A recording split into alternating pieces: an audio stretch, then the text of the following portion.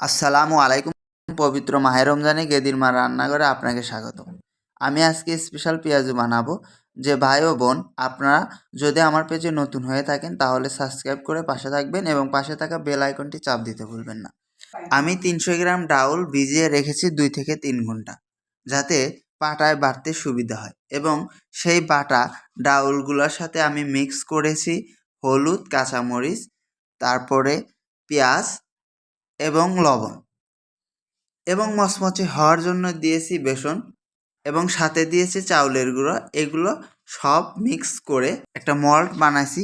আমি ছোট ছোট বল বানিয়ে তেলের উপর ছেড়ে দিয়েছি, এবং যতক্ষণ পর্যন্ত এক পাশ লালচে ভাব না হয় ততক্ষণ পর্যন্ত আমি রেখে দেব মিডিয়াম চুলাতে, এবং যখন আমার এক পাশ লালচে ভাব হবে তখন আমি উল্টিয়ে দেব।